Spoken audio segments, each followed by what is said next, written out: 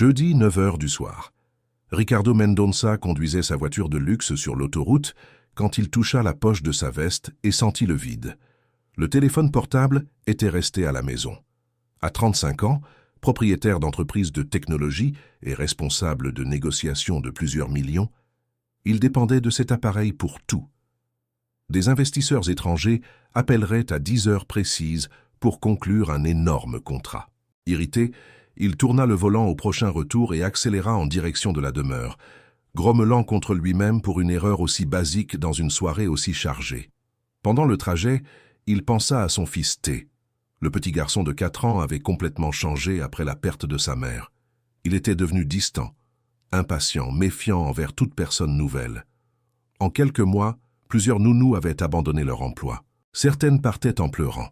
D'autres juraient de ne plus jamais travailler avec des enfants. Ricardo ressentait de la culpabilité, mais il cachait tout derrière des réunions, des voyages et des engagements sans fin.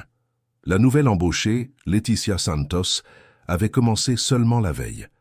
Simple, polie et sans curriculum impressionnant, elle avait semblé juste une autre tentative désespérée.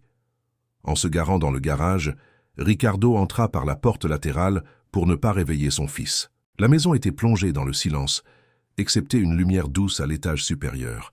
Il monta l'escalier lentement, s'attendant à entendre des pleurs, des pas nerveux ou un quelconque appel à l'aide de la nouvelle employée.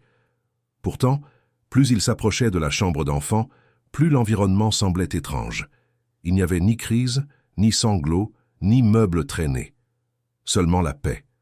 Une paix qui n'existait plus dans cette maison depuis bien longtemps, depuis les jours heureux. Il poussa la porte entr'ouverte avec une extrême prudence. La scène devant lui le figea sur place. Leticia dormait assise à la tête du petit lit, portant encore une chemise de nuit modeste. T était blotti dans ses bras, serré comme s'il avait trouvé un port sûr après une longue tempête. Le visage du garçon était serein, sans aucune tension. Sur la petite table, il y avait un livre ouvert. Au sol, des petites voitures organisées en file. Sur le mur, des dessins fixés avec du ruban adhésif coloré. Tout transmettait de la tendresse et de l'ordre. Ricardo resta immobile à observer. Au cours des 2 dernières années, il n'avait jamais vu son fils dormir ainsi. T se réveillait toujours effrayé, appelait sa mère, refusait les couvertures, jetait les jouets dans toute la chambre. Et maintenant, il était tranquille dans les bras d'une femme qu'il connaissait depuis moins de 2 jours. Leticia bougea légèrement dans son sommeil et enveloppa encore plus tendrement le garçon. T sourit en dormant. Ce geste simple atteignit Ricardo de manière inattendue. Il ressentit de la gratitude, de la surprise et une émotion qu'il préféra ne pas nommer à ce moment-là. Il recula sans bruit, prit le téléphone portable dans le bureau et sortit à nouveau pour la réunion virtuelle. Devant l'écran, il entendit des chiffres, des propositions et des clauses. Mais son esprit restait accroché à l'image de la chambre éclairée. Quand un investisseur demanda sa confirmation finale, il répondit presque automatiquement. En terminant la réunion des heures plus tard, il se rendit compte qu'il se souvenait à peine de ce qui avait été décidé.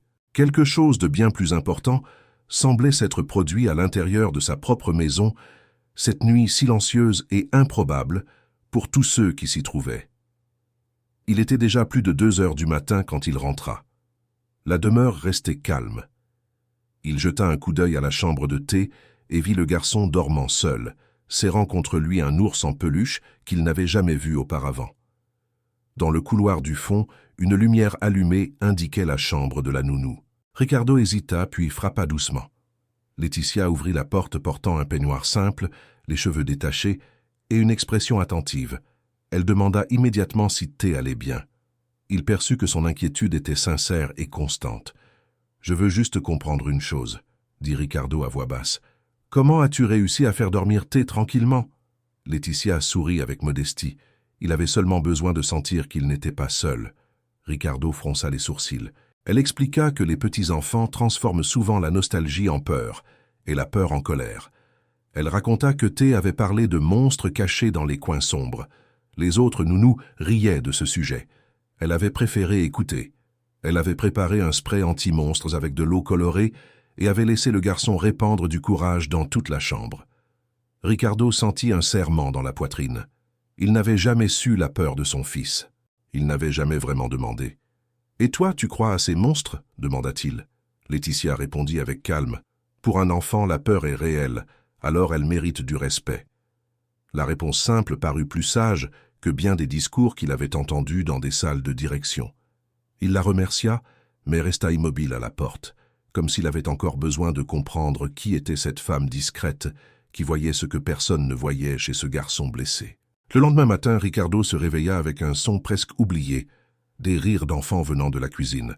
Il descendit précipitamment et trouva T assis sur le comptoir, portant un petit tablier pendant que Laetitia préparait de la pâte à pancakes. Le garçon remuait la cuillère avec concentration et chantait quelque chose d'inventé. En voyant son père, il courut pour l'embrasser. Ricardo fut ému. Cela faisait des mois qu'il ne recevait pas d'embrassade spontanée. Laetitia expliqua qu'ils allaient en faire des pancakes en forme d'animaux. T annonça fièrement qu'il aiderait pour tout le petit déjeuner. Ricardo s'assit à la table et observa. Laetitia traitait T avec tendresse, mais sans perdre de fermeté. Quand le garçon voulut toucher la poêle chaude, elle s'abaissa à sa hauteur et expliqua le danger d'une voix tranquille. T obéit sans aucune crise. Aucune professionnelle précédente n'avait réussi cela. Après que le garçon fut parti chercher des crayons de couleur, Ricardo demanda d'où venait tant d'habileté. Laetitia répondit simplement qu'elle avait appris en s'occupant des enfants du quartier depuis très jeune. Il voulut en savoir plus. Il découvrit que Laetitia avait perdu ses parents tôt, qu'elle avait travaillé depuis l'adolescence et n'avait jamais eu l'opportunité d'étudier dans de grandes écoles. Malgré cela, elle avait suivi des cours simples de premiers secours et de développement infantile dans des centres communautaires. Elle raconta aussi qu'elle avait rêvé de construire une famille, mais que la vie avait changé ses plans. Elle parlait sans se lamenter, seulement avec une sincérité sereine. Ricardo perçut que cette femme possédait une force silencieuse rare. Pour la première fois depuis longtemps, il ressentit une véritable admiration. Cet après-midi-là, Ricardo annula un engagement important et rentra plus tôt à la maison. En entrant dans le jardin, il vit T et Laetitia à genoux près d'une jardinière en bois. Les deux plantèrent des graines avec des mains sales de terre et des visages heureux. T demandait pourquoi les fleurs avaient besoin d'eau tous les jours. Laetitia répondit que les plantes grandissent mieux quand elles reçoivent des soins constants. Ricardo écouta en silence et comprit qu'elle ne parlait pas seulement des fleurs, mais aussi de son propre fils. Pendant le dîner, T raconta avec animation tout ce qu'il avait appris. Il parla des graines, du soleil, de l'eau et de comment il marcherait loin des pots pour ne pas blesser les jeunes pousses. Ricardo reconnaissait à peine cet enfant participatif. Après le repas, il accompagna le rituel nocturne organisé par Laetitia. Bain, pyjama, brossage, histoire illustrée, prière courte et le fameux spray anti-monstre. En quelques minutes, T dormit en souriant. À l'extérieur de la chambre, Ricardo regarda Laetitia avec une gratitude sincère et profonde. « Je dois admettre une chose, dit-il. Je ne sais pas être père tout seul. » Laetitia l'observa sans jugement.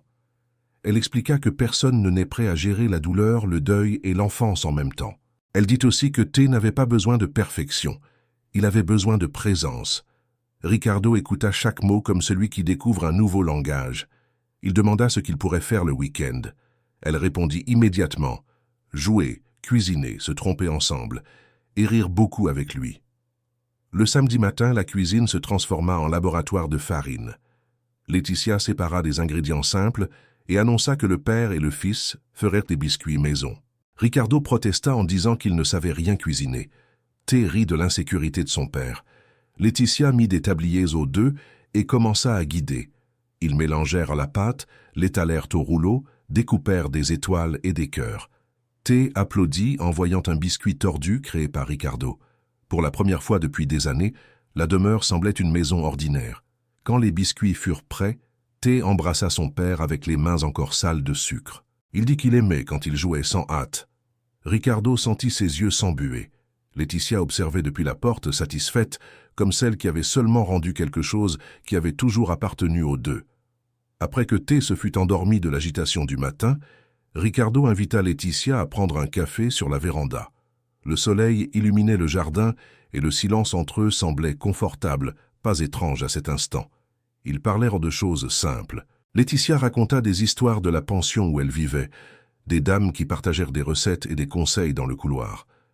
Ricardo parla peu des affaires et beaucoup du vide qu'il avait ressenti après avoir perdu sa femme.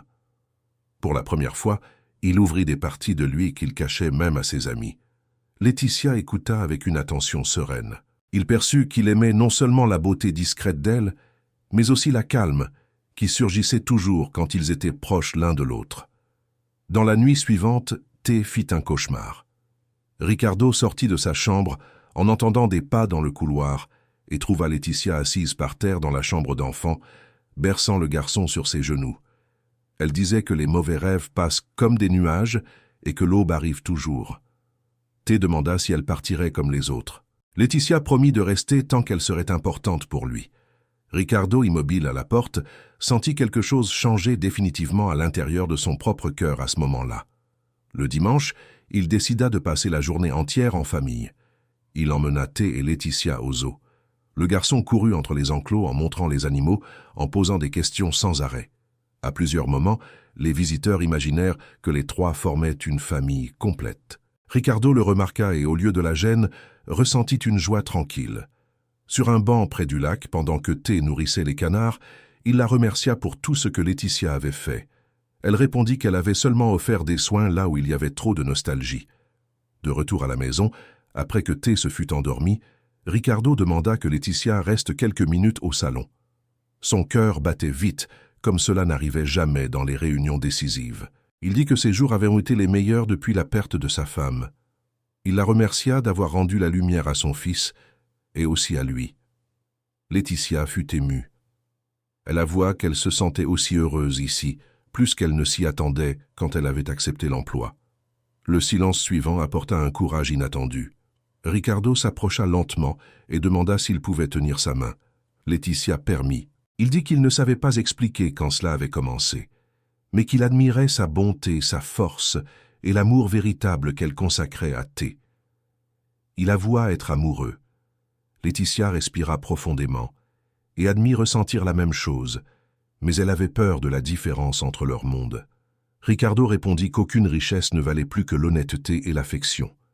Alors il l'embrassa avec délicatesse et elle répondit en souriant. Le lundi matin, T perçut immédiatement que quelque chose avait changé. Il regarda les deux pendant le petit déjeuner et demanda pourquoi ils souriaient autant. Ricardo répondit qu'ils étaient heureux. Le garçon réfléchit quelques secondes et déclara alors qu'il aimait cela. Plus tard, pendant qu'ils assemblaient un puzzle sur le tapis du salon, T se rappela que les autres nounous partaient toujours après une semaine. Laetitia s'agenouilla devant lui et promit de rester. Ricardo compléta en disant que personne ne la renverrait de cette maison. T courut les embrasser en même temps. Dans cette embrassade maladroite, les trois comprirent qu'ils formaient déjà quelque chose de précieux. Cela ne dépendait pas des rôles, des noms de famille ou des opinions extérieures. Cela dépendait des soins quotidiens, du choix sincère et de l'amour patient. Cette nuit-là, Ricardo resta à regarder son fils dormir et remercia en silence d'avoir oublié son téléphone portable justement ce jeudi où tout avait vraiment commencé. Aujourd'hui. Des mois plus tard, la maison était méconnaissable. T courait dans les couloirs en riant, Ricardo rentrait tôt du travail et Laetitia transformait chaque coin avec simplicité et joie. La famille de Ricardo mit du temps à accepter, mais finit par se rendre au charme d'elle et au bonheur évident du garçon. Une nuit tranquille pendant le dîner, T prit les mains des deux et dit que maintenant les monstres étaient repartis pour toujours. Ricardo sourit ému. Laetitia embrassa le front du garçon. Il comprit alors que les monstres n'avaient jamais vécu dans l'obscurité, mais dans l'absence d'amour. Et dans cette maison, ils n'habitaient plus là.